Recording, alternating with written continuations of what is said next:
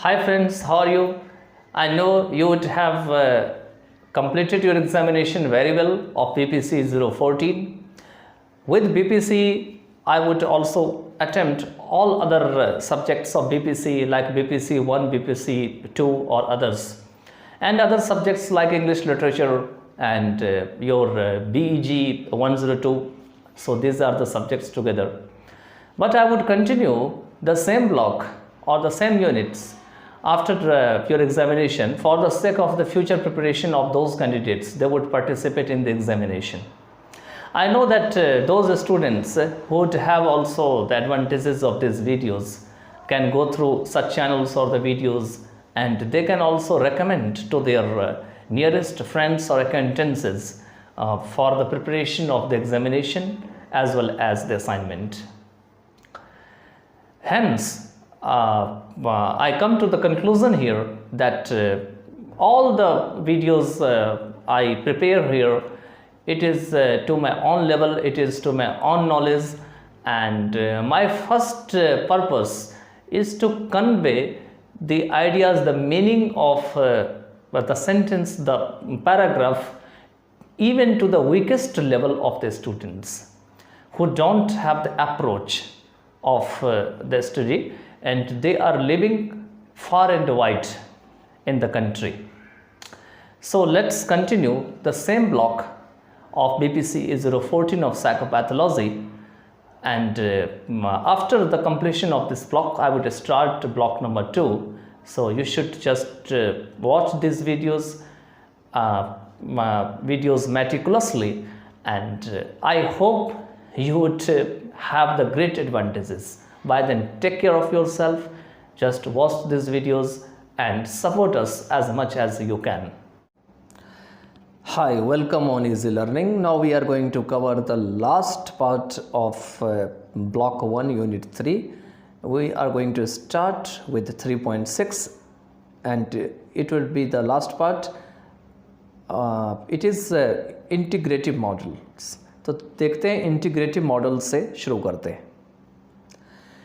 The models of abnormal behavior described above are quite different from one another and each is more or less well suited to particular disorder. कहते हैं abnormal behavior की जो model हैं जिससे कि ऊपर आपको डिस्क्राइब किया गया है वो बिल्कुल एक दूसरे से अलग है और हर एक जो है वो एक दूसरे से कम या ज़्यादा है और जो कि पर्टिकुलर डिसऑर्डर में जो है अच्छी तरीके से बिल्कुल सेट हो रखा है, सूट हो रखा है. As most disorders are quite complex, no single model can provide a full explanation of their onset and course over time. कहते हैं क्योंकि बहुत सारे डिसऑर्डर जो है बिल्कुल काफ़ी कठिन और जटिल है, इसलिए कोई भी एक सिंगल मॉडल जो है वो कैसे शुरू होती है उसकी एक्सप्लेनेशन को पूरी नहीं कर सकती है जो समय के साथ साथ होती है and course over time. Instead, each model can help us to understand different aspects of each disorder. इसके बदले हर एक मॉडल क्या करते हैं हमको समझने में हेल्प कर सकती है कि हर एक जो डिसऑर्डर है उनके अलग अलग पहलू क्या है. This is where integrative models are used और यही वह जगह है जहाँ पे इंटीग्रेटिव मॉडल का यूज़ किया जाता है. You may have noticed that only some of the models above explicitly focus on childhood factors that may contribute to the development of abnormal behavior. कहते हैं आपने नोटिस किया होगा कि केवल कुछ ही ऐसे मॉडल्स हैं जिसको कि जो कि एक्सप्लिसिटली या बहुत ही बिल्कुल ठीक ठाक तरीके से चाइल्डहुड फैक्टर के ऊपर जो है फोकस करती है और जो कि एबनॉर्मल बिहेवियर की जो डेवलपमेंट होती है उसमें कंट्रीब्यूट कर सकती है. Whereas the others only do so at an implicit level. बाकी जो है या ये कह सकते हैं कि जबकि जो दूसरे हैं वो इम्प्लिसिट लेवल पे काम करती है. ठीक है, मतलब ये इतना खुला हुआ नहीं होता है. ठीक है. For example, behavioral models suggest that abnormal behavior is the product of earlier learning experiences. जैसे कि एग्जाम्पल के लिए बिहेवियरल मॉडल इस बात को सजेस्ट करती है कि एबनॉर्मल बिहेवियर जो होते हैं वो शुरुआत में जब कोई सीखने के लिए कुछ शुरू करता है उनके जो सीखने के एक्सपीरियंस होते हैं उनका परिणाम होता है. But they don't elaborate on exactly what those experiences are. लेकिन उन बातों को वो बहुत ही विस्तृत तरीके से नहीं बता पाते हैं, ठीक नहीं बता पाते हैं कि आखिर ये लर्निंग एक्सपीरियंस तो थी, लेकिन आखिर में वो सब लर्निंग एक्सपीरियंस थी क्या आखिर में।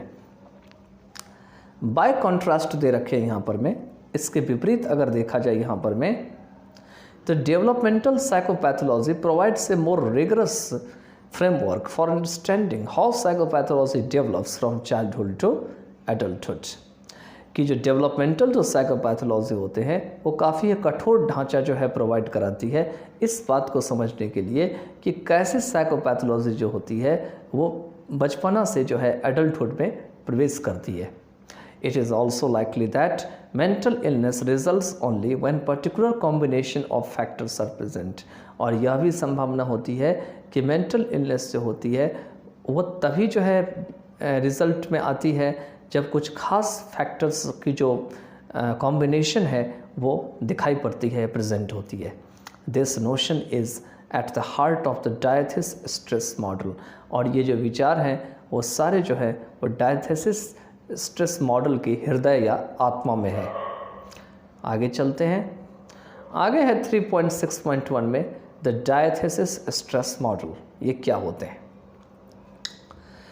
Research in psychopathology has made people aware that neither a strictly biological or psychological approach can fully explain how mental illnesses arise। कहते हैं साइकोपैथोलॉजी की जो रिसर्च है इसने लोगों को यह अवगत करा दिया है कि कोई भी, कहते हैं ना ही तो स्ट्रिक्टली बायोलॉजिकल, मतलब अगर आप बायोलॉजी के तरीके से अगर किसी की मेंटल डिसऑर्डर को पता करें कि दिमाग खराब है, ब्रेन में कोई समस्या है, तो उसको बायोलॉजिकल कहा गया है। या ना ही कहते हैं साइकोलॉजिकल अप्रोच जो है वो आपको पूरी तरीके से मेंटल इलनेस क्यों शुरू हुई, अराइज क्यों हुई, उनको एक्सप्लेन कर सकती है।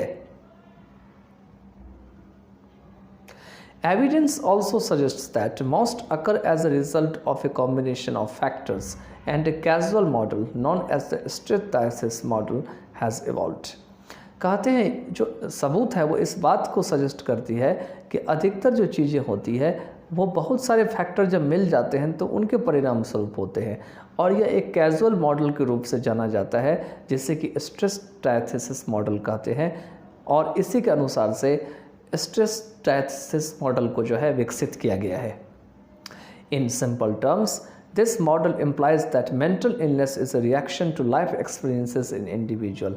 और साधारण शब्दों में कहा जाए तो मेंटल या मतलब ये जो मॉडल है वो यह बात बताती है कि मेंटल इलनेस जो है वो इंडिविजुअल के अंदर जो जीवन के जो अनुभव हैं उनके जो है रिएक्शन के कारण होती है। हु इज़ वल्नरेबल, मतलब जो बहुत कमज़ोर हैं, जो बहुत जल्दी जो है मतलब किसी चीज़ को अपने अंदर उतार लेते हैं, और प्री डिस्पोज्ड इन सम वे, या पहले से कुछ दिमाग में बैठा रखे हैं जिसके कारण से उन्हें क्या होती है, मेंटल इलनेस हो जाती है। आगे दे रखे हैं इसमें कि one sort of pre disposition में भी जेनेटिक, और इनमें से एक प्रकार की जो प्री डिस्पोजिशन होती है, जो पूर्व धारणा होती है, दिमाग में बैठ जाते हैं, ये जेनेटिक भी हो सकते हैं। बट अदर्स में इन्वॉल्व अर्ली ब्रेन डैमेज और इवन अर्ली एक्सपीरियंस। लेकिन दूसरे के अंदर जो है शुरुआत में किसी का ब्रेन डैमेज किया जाता है या किसी के अंदर जो है शुरुआत में ख़राब अनुभव हो जाता है, तो उसके कारण से भी ये प्रॉब्लम होती है। The causative factors stress will vary. जो कॉजिटिव फैक्टर है ये अलग अलग होंगे, ranging from the effects of major and sudden life events. और ये स्टार्ट कहाँ से होती है, तो ये जो है मेजर जो इफ़ेक्ट होती है वहाँ से शुरू होती है, और अचानक से लाइफ में जो घटनाएं हो जाती है उनके कारण भी होती है। जैसे कि मान के चलिए सच एज ए बेरीवमेंट और अनएम्प्लॉयमेंट। मान के चलिए बेरीवमेंट का मीनिंग आप किसी से वंचित हो जाते हैं या आप बेरोजगार हो जाते हैं। To the minor but more enduring tensions of family. ये होते तो हैं माइनर, लेकिन फैमिली लाइफ में ये बहुत ही मतलब एंड्योरिंग टेंशन बन जाता है। ये टेंशन बर्दाश्त करने लायक नहीं होती है, फिर भी बर्दाश्त करके रहना पड़ता है। This approach can also be called as biopsychosocial approach. और इस अप्रोच को जो है वो बायो साइकोसोशल अप्रोच भी जो है कहा जा सकता है। आगे दे रखे हैं यहाँ पर में कि diathesis and stressors can be defined broadly. ये दोनों जो है डायथेसिस और जो स्ट्रेसर्स है उन्हें बहुत विस्तृत तरीके से डिफाइन किया जा सकता है। फॉर एग्जांपल, ए जेनेटिक और biological predisposition to mental illness might be the diathesis. कहते हैं एग्जांपल के लिए जो जेनेटिक है या बायोलॉजिकल जो प्रीडिस्पोजिशन है मेंटल इलनेस की, ये जो है डायथेसिस हो सकती है। And troubled parent child relationship could be the stressors. और कहते हैं अगर पेरेंट चाइल्ड रिलेशनशिप बहुत ही परेशानी वाली है तो यह स्ट्रेसर का कारण बन सकती है। और a dysfunctional pattern of thinking about the world, या वर्ल्ड के बारे में आप क्या सोच रहे हैं, अगर सही से नहीं सोच रहे हैं तो उसको भी डिसफंक्शनल कहा जाता है, यह भी डायथेसिस बन सकती है। And a major life event the stressor, या जीवन में कोई घटना घट जाती है तो इससे भी ये समस्या उत्पन्न होती है। आगे दे रखे हैं इसमें वो है डेवलपमेंटल साइकोपैथोलॉजी। ये क्या होते हैं? तो according to this model psychopathology is best understood using a life span development approach. कहते हैं इस मॉडल के अकॉर्डिंग टू साइकोपैथोलॉजी को बहुत अच्छी तरीके से जो लाइफ स्पैन डेवलपमेंट अप्रोच है, जो वूम से टूम तक होती है, गर्भ से लेकर के कब्र तक होती है, उसके हिसाब से देखा जा सकता है। It considers how the negotiation and attainment of earlier developmental tasks affects people's capacities to manage later tasks।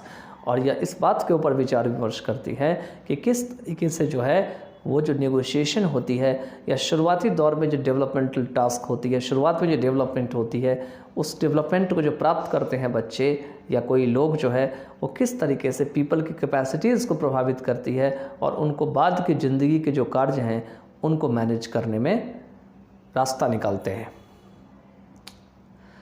आगे दे रखे हैं इन अदर वर्ड्स पीपल में travel down one of many paths, their success और failure at various junctions along the way determines the subsequent path that they follow। कहते हैं दूसरे शब्दों में कह सकते हैं कि ऐसे लोग जो कि बहुत सारे रास्ते होते हैं उनमें से एक रास्ते पे जो है वो चल सकते हैं और उनकी जो सफलता या जो असफलता होते हैं बहुत सारे जगहों पर में अलॉन्ग द वे, वह इस बात को निश्चित करती है कि अगला जो रास्ता होगा वो क्या होगा जो जिस पे वो चलेंगे, that they follow. So earlier deficits in functioning में leave us unprepared to successfully negotiate subsequent related situations. कहते हैं इसीलिए शुरुआती दौर में अगर कोई काम करते अगर उसमें कमी हो जाती है तो इससे क्या होते हैं कि हम जो है पूरे तैयार नहीं रह पाते हैं और सफलतापूर्वक जो है हमको जो बाद की जो सिचुएशन होती है उसको नेगोशिएट करने में प्रॉब्लम होती है, putting us at even greater risk for psychopathology. और इससे जो है हम साइकोपैथोलॉजी के जो खतरा है उनके काफ़ी करीब पहुंच जाते हैं। For example, a young girl who is harshly and chronically criticized by her parents may develop low esteem, self-esteem and the expectation that people will not like her, which puts her at risk of becoming depressed।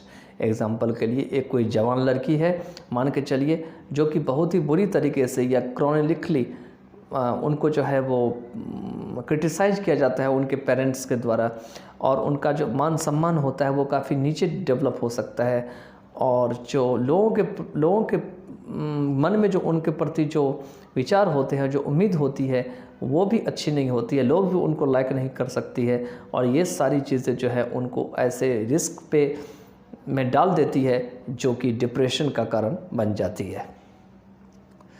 आगे चलते हैं। कहते हैं कि she में then have difficulty making friends in school because she is afraid of rejection। और जो है उनको डिफ़िकल्टी हो सकती है दोस्त को बनाने में स्कूल में क्योंकि वह अब उन्हें यह डर सताने लगता है कि किसी से वो फ्रेंडशिप करेगी तो वो रिजेक्ट हो जाएगी, उनको कोई फ्रेंडशिप कोई व्यक्ति उनसे नहीं करेंगे। शी में फील लोनली एंड अनडिज़ायरेबल, अब वो अकेला और अनडिज़ायरेबल फील करने लगती है, उनकी कोई अब डिज़ायर नहीं होती है। Her withdrawal leading to actual rejection by her fears, और वो क्या करती है बार बार किसी चीज़ से पीछे हट जाती है क्योंकि उनके जो साथी होते हैं पियर्स होते हैं वो उनको वाकई में रिजेक्ट करने लगते हैं। Continuing her risk for depression, और उनसे उनकी जो डिप्रेशन की जो रिस्क है वो बढ़ती चली जाती है। But if this young girl has a teacher who treats her with warmth and care and helps her learn how to make friends, her risk for depression might be reduced। लेकिन अगर इसी young girl के पास ऐसे शिक्षक या teacher हो जो कि उनको बहुत ही गर्मजोशी के साथ बहुत ही अच्छे से जो है देख रेख करे, उनकी मदद करे यह सीखने में कि कैसे दोस्त बनाते हैं, तो उनकी जो डिप्रेशन की लेवल है या ख़तरा है वो कम किया जा सकता है। This is because she is acquiring important skills that have the potential to change the course of her subsequent development. इसकी वजह यह होती है कि उनके अंदर एक ऐसी स्किल्स वो धारण कर रही होती है, अपने अंदर ले रही होती है, एक्वायर कर रही होती है, जो कि आने वाले जो संभावित परिवर्तन है उनका रास्ता तैयार कर देती है, और साथ में जो उनकी जो आने वाली या सब्सिक्वेंट जो डेवलपमेंट है उनके लिए जो है वो तैयार हो जाती है। चलिए तो आगे चलते हैं। सारे क्वेश्चंस हैं, आप देखते हैं इसमें क्या है। आगे आते हैं चैप्टर की एंड की ओर, जो है आपका लेट अस सम अप में। इसमें दे रखे हैं the causes of abnormal behaviour are complex and fascinating. Abnormal behaviour की जो कारण है वो कॉम्प्लेक्स और फैसिनेटिंग है। We can say that psychological disorders are caused by nature, biology and by nurture, psychosocial, and we would be both right and wrong. कहते हम कह सकते हैं कि साइकोलॉजिकल जो डिसऑर्डर है वो नेचर, बायोलॉजी के कारण भी हो सकते हैं, या नर्चर जो उसका विकास होता है किसी व्यक्ति का साइकोसोशल के हिसाब से वो भी हो सकते हैं, लेकिन हम दोनों जगह सही या गलत होंगे। We would be both right and wrong. To identify the causes of various psychological disorders, we must consider the interaction of all relevant dimensions, that is genetic contributions, the role of nervous system, behavioral and cognitive processes, emotional influences, social and interpersonal influences and developmental factors। कहते हैं कि अनेक प्रकार के जो psychological disorder है उनके कारण को पहचानने के लिए हमें जो है वो जितने भी रेलिवेंट डायमेंशंस हैं खास करके उनके अंदर जो इंटरैक्शन है उनके बारे में सोचना चाहिए, जैसे कि जेनेटिक कंट्रीब्यूशन के बारे में, नर्वस सिस्टम की भूमिका के बारे में, बिहेवियरल और कॉग्निटिव प्रोसेस के बारे में, इमोशनल इन्फ्लुएंस के बारे में, सोशल और इंटरपर्सनल इन्फ्लुएंस के बारे में, और डेवलपमेंटल फैक्टर्स के बारे में। Thus, we have arrived at a multidimensional and integrative approach to the causes of psychological disorders। और इस तरीके से जो अनेक तरह के जो डायमेंशनल इंटीग्रेटिव अप्रोच है वहाँ तक हम पहुँच चुके हैं जो कि साइकोलॉजिकल डिसऑर्डर का कारण बनती है। आगे दे रखे हैं the field of neuroscience promises much as we try to understand psychopathology. कहते हैं न्यूरोसाइंस की जो क्षेत्र होती है वो अधिकतर इस बात को प्रॉमिस करती है एज वी ट्राई टू, जैसे ही हम साइकोपैथोलॉजी को समझने की कोशिश करते हैं। Within the nervous system levels of neurotransmitter and neuroendocrine activity interact in very complex ways to modulate and regulate emotions and behaviour and contribute to psychological disorder. कहते हैं नर्वस सिस्टम के अंदर में जो न्यूरोट्रांसमीटर और neuroendocrine की जो activity का लेवल होती है वो बहुत ही कॉम्प्लेक्स तरीके से जो है इंटरैक्ट कर रही होती है, अपने आप को मॉड्यूलेट करने के लिए, इमोशन और बिहेवियर को रेगुलेट करने के लिए, और साइकोलॉजिकल डिसऑर्डर को कंट्रीब्यूट करने के लिए। Critical to our understanding of psychopathology are the levels of neurotransmitter and hormones। कहते हैं हमारी समझ जो है साइकोपैथोलॉजी की जो गहरी तरीके से अगर देखा जाए तो वो ये है कि इसमें न्यूरोट्रांसमीटर और हार्मोन्स जो होते हैं उनके स्तर जो है उनके ऊपर ये काम करती है। imbalances in these levels could lead various types of psychological problems। कहते हैं ये जो न्यूरोट्रांसमीटर और हार्मोन्स के लेवल के अंदर अगर असंतुलन पैदा होती है तो इससे बहुत प्रकार की जो साइकोलॉजिकल प्रॉब्लम होती है वो हो सकती है। आगे दे रखे हैं इसमें कि the genetic influence on much of our development and most of our behaviour, personality and even our IQ is polygenic, that is influenced by many jeans.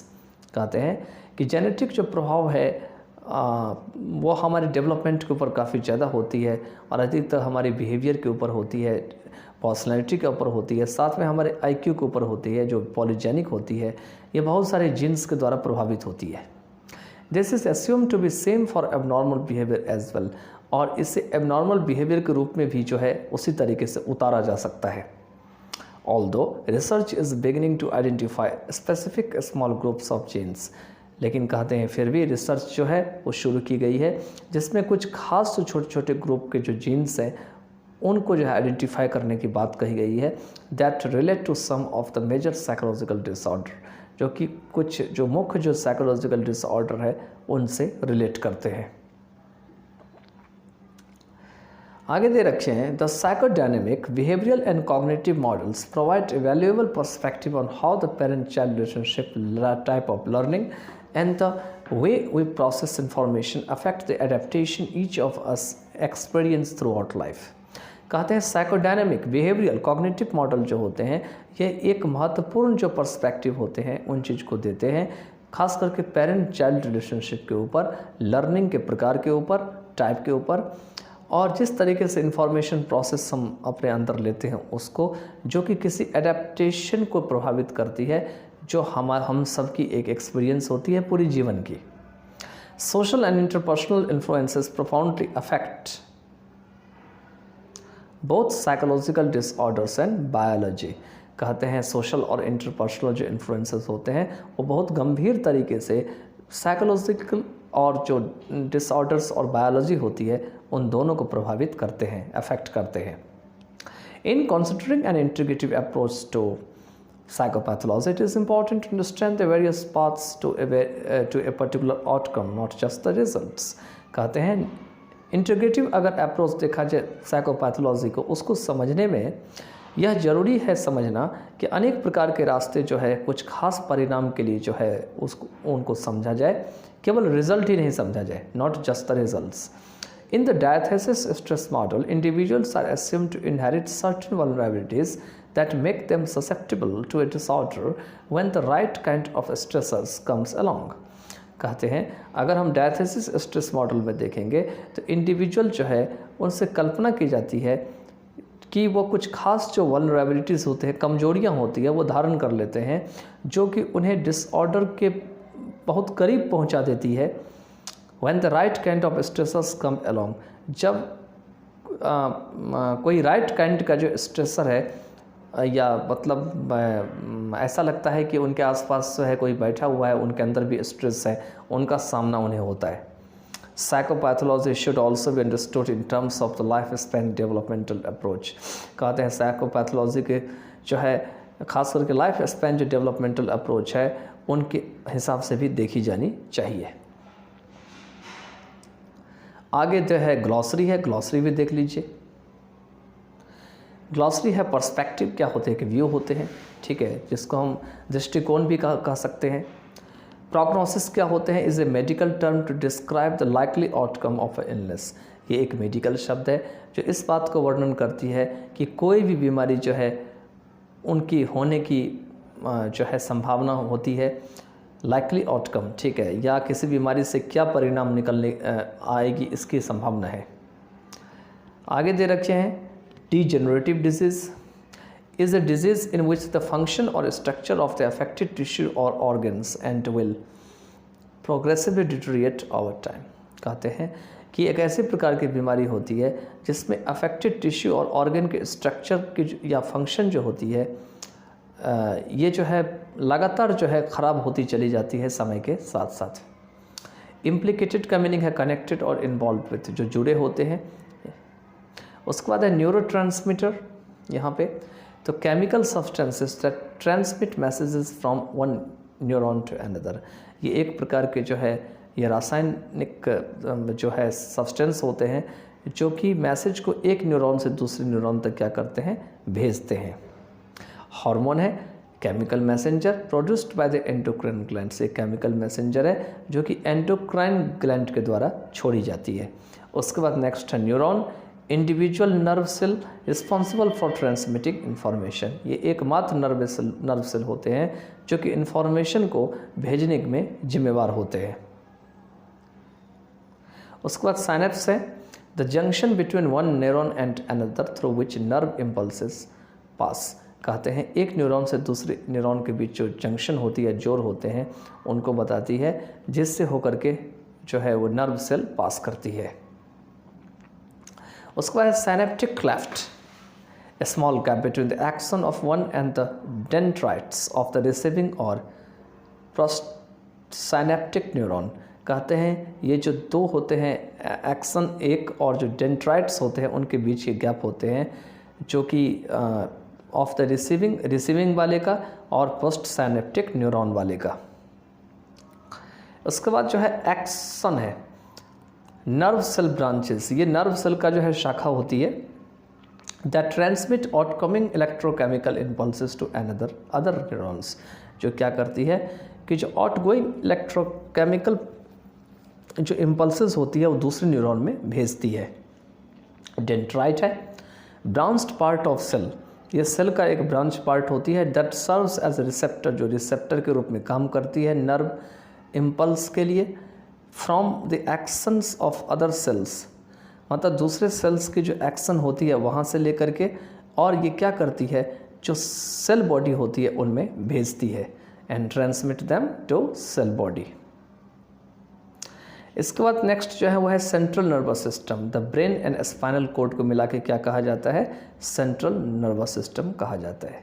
इसके बाद है defence mechanisms. Their reality distorting strategies used by the ego to shield the self from awareness of anxiety provoking materials। ये एक प्रकार का reality distorting strategies होती है जो कि ईगो के द्वारा तैयार की जाती है अपने आप को बचाने के लिए एंग्जाइटी प्रोवोकिंग मटेरियल्स की अगर बात हो रही होती है या उससे अवेयरनेस होती है तो। जो क्लासिकल कंडीशनिंग है a form of learning in which a response to one stimulus can be made to occur to another stimulus by pairing और एसोसिएटिंग द टू स्टिमुली। ये एक प्रकार की लर्निंग होती है जिसमें कि एक स्टिमुलस की जो खास करके in which a response to one stimulus, मतलब एक स्टिमुलस की जो रिस्पॉन्स होती है can be made to occur, इससे किए जा सकते हैं दूसरे स्टिमुलस कराने के लिए बाय पेयरिंग और एसोसिएटिंग द टू स्टिमुली। मतलब या तो पेयर करके या दोनों स्टिमुली को जोड़ करके। इसके बाद है operant conditioning A form of learning in which behaviour is acquired and strengthened when it is reinforced. कहते हैं एक प्रकार की ऐसी लर्निंग होती है जिससे बिहेवियर को एक्वायर की जाती है और स्ट्रेंथन मजबूत भी की जाती है जब रीइंफोर्समेंट होती है तो। डायथेसिस है तो डायथेसिस कहते हैं ये है आपका ए वल्नरेबिलिटी और predisposition to a particular disorder. किसी भी खास डिसऑर्डर की जो पूर्व धारणा होती है या कमजोरी होती है उसके बारे में दे रखे हैं। उसके बाद है डीपर्सनलाइजेशन, फीलिंग्स ऑफ अनरियलिटी और लॉस ऑफ पर्सनल आइडेंटिटी। इसमें व्यक्ति क्या होते हैं अपने आप को भूल बैठते हैं, अपनी सच्चाई क्या है वो नहीं समझ पाता है और रियलिटी से काफ़ी दूर रहता है। तो चलिए इसके साथ जो है ये यूनिट आपका एंड होता है। अब हम जो है अगले जो यूनिट है उसमें हम प्रवेश करेंगे। Bye then take care of yourself, just best luck for your exam.